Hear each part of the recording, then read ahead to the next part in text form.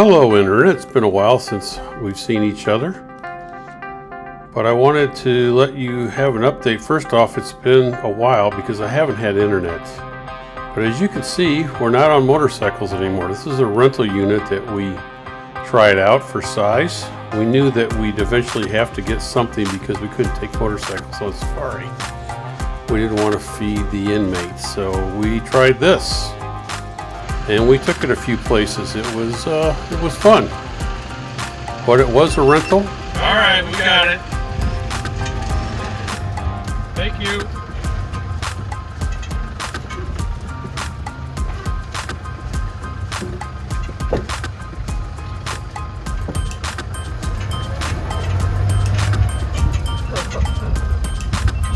This is something that's not in the rental brochure. It's stopping and getting your vehicle fixed as things break. Not a lot of fun, but necessary. Here we're welding things back together because Africa is tough on vehicles. That's okay. Yeah. So when you're traveling, you got to be good at bush repairs. This clip broke off, so we just fashioned a piece of wood. Here I am cooking on our luxurious cooker. It was a little tough to cook on top of that thing. While you're driving around, you learn a lot of stuff. This rooftop tent that we had, you can't leave the bedding inside, so you have to take it out each night. When you put it in the back of the truck, which is on a single cab, the only place to put it, it's not dust-proof. So unless you have a bag or something that's dust-proof to put your sleeping stuff in, it just gets really dusty. Here's some of the roadblocks we encountered while we were driving around. Quite fun to watch.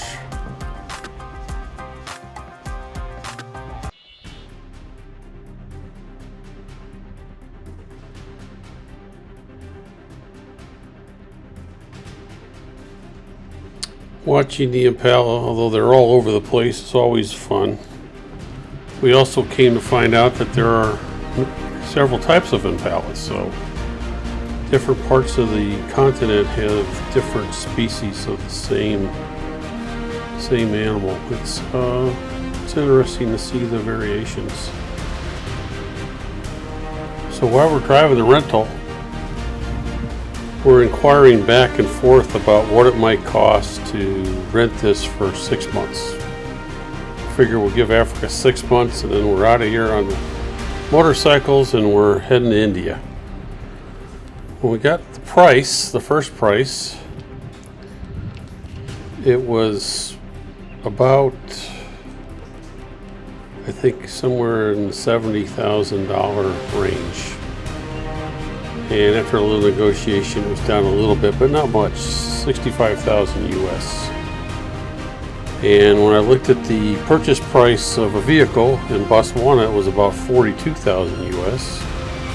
And adding the camping stuff on, which by the way was much nicer, more complete than a rental would be, because you can't have the best of everything on a rental. People will just tear it up. But it came in about the same price as renting for 6 months. So if we just used it for 6 months and then sold it, we would be way ahead. So we started thinking about that. And we started thinking about what type of vehicle would we want to get. We looked at a lot of things, looked on the internet. There were a lot of paths we could have taken. We were about as confusing as this roadside. We are going to the Okavango Delta. We're going to be out with canoes, and it's going to be awesome.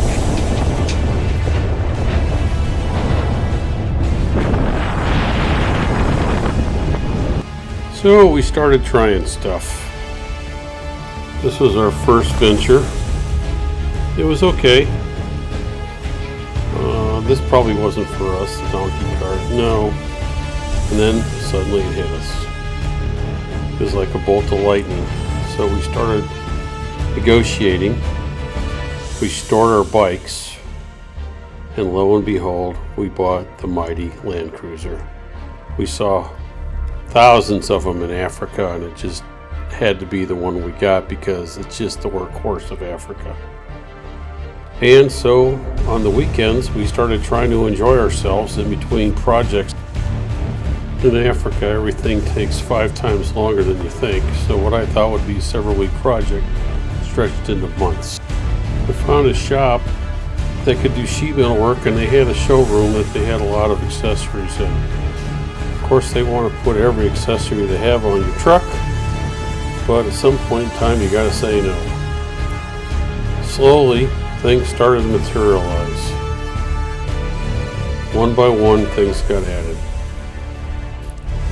Kathy's quite happy to pick up this Dutch oven and retire her helmet, by the way. I was looking forward to the truck.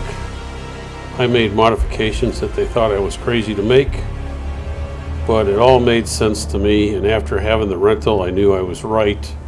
15 months into it, I'm glad we did what we did. This tent was a question mark for me. If you care to, you can look it up. It's a Bundetech tent, and it's very complicated, but after reading a lot of reviews, looking at a lot of YouTube videos, I figured if it lasted a couple years, I'd be very happy. And I can tell you, after 136, 38 nights of camping, I'm very happy with it. Here we're having problems. They told me I wanted the tire mounted on the outside because I'd be using that spare tire, and I said I'd never touch it. This happened on our first big expedition. The GPS in the truck sent us down basically a donkey path. I was using a bumper to cut trees, and one of the stumps punctured the sidewall of the tire. So, here we are, changing the tire. It was actually pretty painless.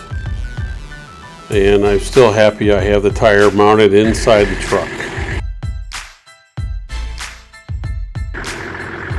Well, this is how close we got.